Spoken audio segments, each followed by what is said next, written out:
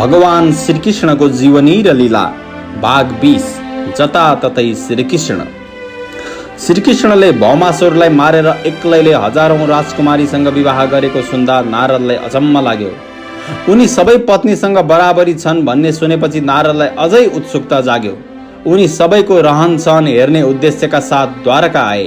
द्वारकाको उपवन र उद्यान रङ्गी बिरङ्गी फूलबाट परिपूर्ण थिए, जसमा बसेर थरीथरीका पक्षीहरूले गाइरहेका थिए। निर्मल जलले भरिएको सरोवरमा नीलो, रातो र सेतो रङका कमल फुलेका थिए, जहाँ हाँस र सारस पौडिरहेका थिए। द्वारकापुरीमा स्फटिक मणि र चाँदीले बनेका 9 लाख महल थिए। तिनीहरूको भुइँमा पन्ना जडिएको थियो। त्यहाँको सडक, गल्ली, चोक र बजार निकै सुन्दर थिए। पशुहरूका लागि छुट्टै ठाउँ थियो। सभा भवन र देव मन्दिरहरूका कारण द्वारकाको सौन्दर्य अझै बढेको थियो। ठाउँ ठाउँमा झण्डा फहराइरहेका थिए। त्यही द्वारका नगरीमा श्रीकृष्णको निकै सुन्दर अन्तपुर थियो। ठुला ठुला वीरहरूले त्यसको प्रशंसा गर्थे। त्यसको निर्माण गर्नका लागि विश्वकर्माले आफ्नो सबै कुशलता उपयोग गरेका थिए। अन्तपुरमा कृष्ण पत्नीहरूका लागि 16,000 भन्दा धेरै महल बनाइएका थिए। तीमध्ये एउटामा नारद प्रवेश गरे। त्यस महलमा मुगाको खम्बा थियो। भित्ता विभिन्न मणिको थियो। भुइँमा पनि मणि थियो। महल जताततैबाट चम्किरहेको थियो। महलभित्र हात्तीका दाँतले बनेका आसन र पलङ थिए, जसमा उत्तम खालका मणि जडिएका थिए। थुप्रै दासी घाँटीमा सुनको हार र सुन्दर वस्त्र लगाएर बसेका थिए। सेवकहरू पनि सुन्दर वस्त्रमा थिए। उनीहरूले कुण्डल धारण गरेका थिए। सबै आफ्नै काममा व्यस्त थिए। सबैले महलको शोभा बढाइरहेका थिए। अगरको धूपको सुगन्ध आइरहेको थियो। नारदले श्रीकृष्णलाई त्यस महलकी मालिकनी रुक्मिणीसँग बसेका देखे। रुक्मिणी सुनको डन्डी भएको चँवरले उनलाई हम्किरहेकी थिइन्। त्यस महलमा रुक्मिणी जै सुन्दर अन्य थुप्रै दासी पनि थिए। नारदलाई देख्ने बित्तिकै श्रीकृष्ण उठे। उनले नारदलाई प्रणाम गरे, आफ्नै आसनमा बसाए। विधिपूर्वक स्वागत गरेपछि म के सेवा गर्न सक्छु भनेर सोधे। नारदले वर मागे, म सधैँ ध्यानमा तन्मय रहूँ। केही समय त्यहाँ बिताएपछि श्रीकृष्णको योग मायाको रहस्य बुझ्नका लागि नारद अब उनकी अर्की पत्नीको महलमा गए। त्यहाँ उनले श्रीकृष्णलाई आफ्नी पत्नी र उद्धवसँग बुद्धिचाल खेलिरहेको देखे। त्यहाँ पनि श्रीकृष्णले उनको विधिवत स्वागत गरे। श्रीकृष्णले सोधे, तपाईँ यहाँ कतिखेर आउनुभयो? म तपाईँको के सेवा गर्न सक्छु? नारद अचम्मित भए। उनी चुपचाप उठेर अर्को महलमा गए। त्यहाँ पनि उनले श्रीकृष्णलाई देखे। श्रीकृष्ण आफ्ना बच्चासँग खेलिरहेका थिए। नारद फेरि अर्का महलमा गए। त्यहाँ श्रीकृष्ण नुहाउने तयारी गरिरहेका थिए। नारद एक एक गर्दै विभिन्न महलमा गए।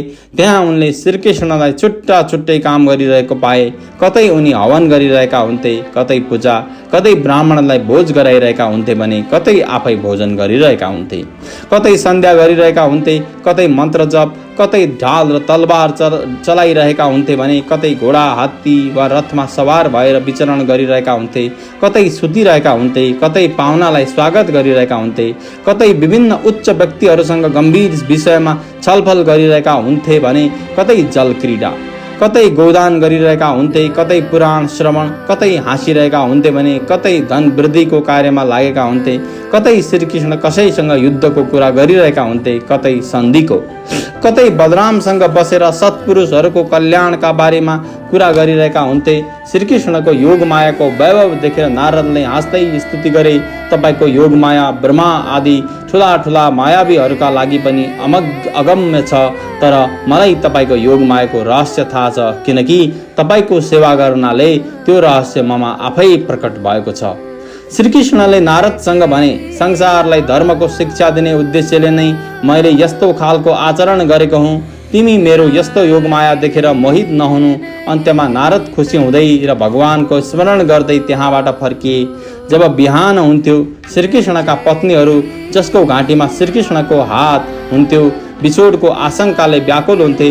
उनीहरू भासिरहेका भालेलाई पनि गाली गर्थे। त्यसबेला पारिजातको सुगन्धले भरिएको वायु चलिरहेको हुन्थ्यो। भमराहरू कराउन सुरु गर्थे। पंक्षीको आवाज सुनिन्थ्यो। श्रीकृष्ण ब्रह्म मुहुर्तमै उठ्थे। हात मुख धोएर आत्मस्वरूपको ध्यान गर्थे। त्यस समय उनको रोम रोम आनन्दित हुन्थ्यो। त्यसपछि उनी विधिपूर्वक निर्मल र पवित्र जलमा स्नान गर्थे। स्नानपछि शुद्ध धोती आदि कपडा लगाएर नित्य कर्म गर्थे। त्यसपछि हवन गर्थे र मौन भएर मन्त्र जप गर्थे। सूर्योदय भएपछि उनी देवता, ऋषि र पितृहरूलाई तर्पण दिन्थे। तर्पणपछि कुलका बुढा र ब्राह्मणहरूको विधिपूर्वक पूजा गर्थे। लगत्तै उनी गोदान गर्थे। त्यसबेला गाईहरूलाई सजाइन्थ्यो। तिनको सिङमा सुनले मोडिन्थ्यो, खुरमा चाँदीले।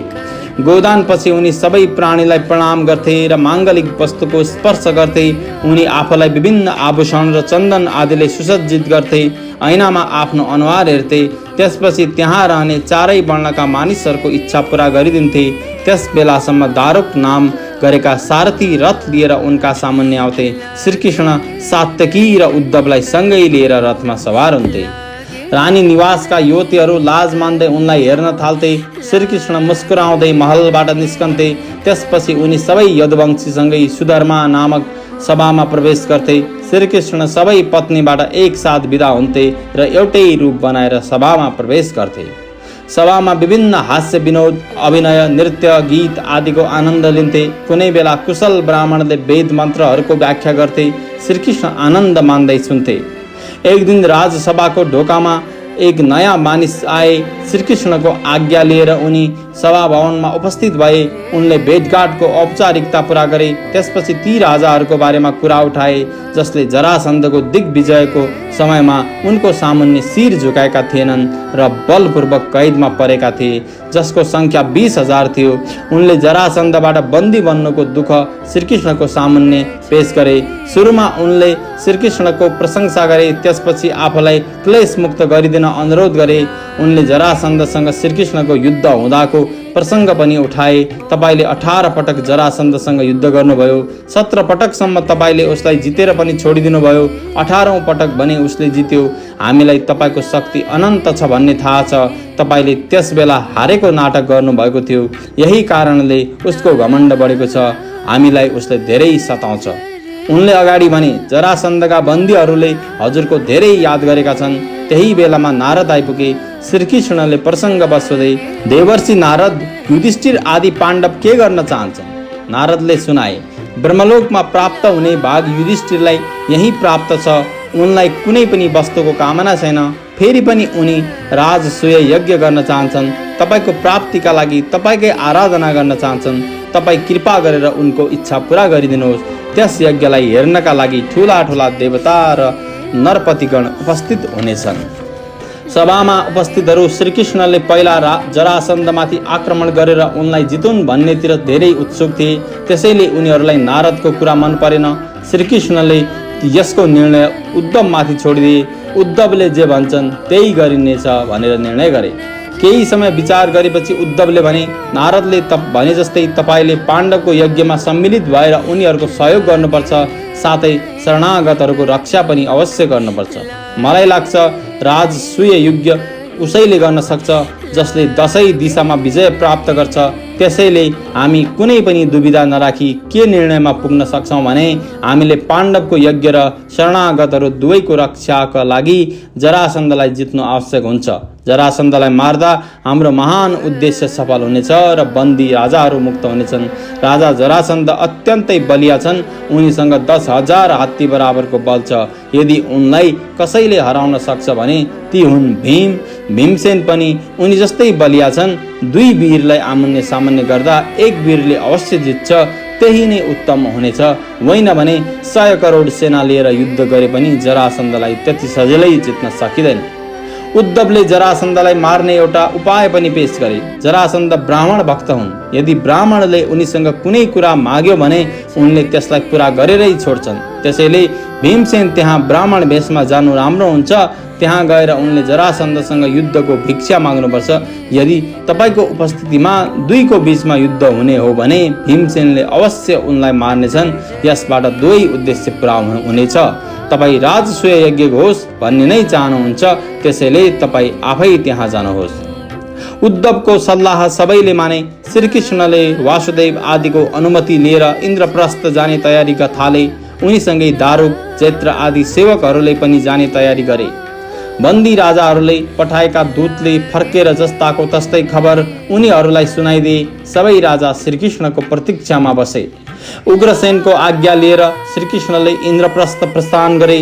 श्रीकृष्णका रानी लगायतका परिवारको सामान बोकेका रथ सबैभन्दा अगाडि लगे। त्यसको पछाडि दारुकले तयार गरेको रथमा श्रीकृष्ण सवार भए। उनलाई रथ, हात्ती, घोडा र पैदल सेनाको विशाल समूहले चारैतिरबाट सुरक्षा दिए। श्रीकृष्णका हजारौं पत्नी आफ्ना सन्तानसँगै सुन्दर वस्त्रले सिँगारिएर डोली, रथ र सुनले बनेका पाल्कीमा चढेर श्रीकृष्णको पछि पछि गए। सबैभन्दा पछाडि पैदल सिपाही हातमा ढाल र तलवार लिएर उनीहरूको रक्षा गर्दै हिँडिरहे। श्रृङ्गार गरेर चिटिक्क परेका दासीहरू पनि सबै आवश्यक सामान, गोरु, भैँसी, गधा, खच्चरमाथि बसेर आफू ऊँट, रथ, हात्तीमाथि चढेर सँगै गए। श्रीकृष्णको टोली सरस्वती नदी तरेर पाञ्जाल र मत्स्य देश हुँदै इन्द्रप्रस्थ पुग्यो। श्रीकृष्ण आएको खबर सुनेर युधिष्ठिर निकै खुसी भए। उनी आफ्ना आचार्य आदिलाई लिएर श्रीकृष्णको स्वागत गर्न नगर बाहिरसम्मै आए।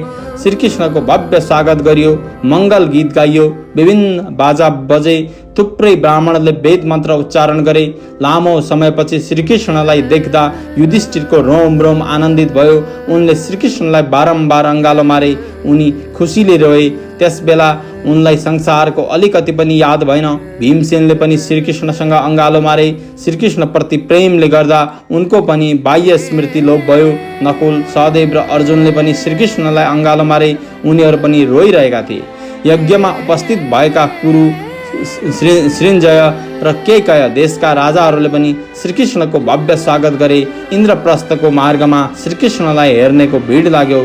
धेरैले उनको पूजा गरे। इन्द्रप्रस्थ पुगेपछि कुन्ती र श्रीकृष्णको भेट भयो।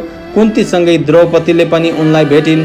कुन्ती र द्रौपदीले उपस्थित रानीहरूको उचित व्यवस्था गरे। उपस्थित दासी र हात्ती, घोडा आदिको पनि उचित व्यवस्थापन गरियो। श्रीकृष्ण कैयौं महिनासम्म इन्द्रप्रस्थमै बसे। उनी बेला बेलामा अर्जुनसँग बिहारका लागि जान्थे। उनीहरूसँगै केही वीरहरू पनि सेवाका लागि सँगै हुन्थे।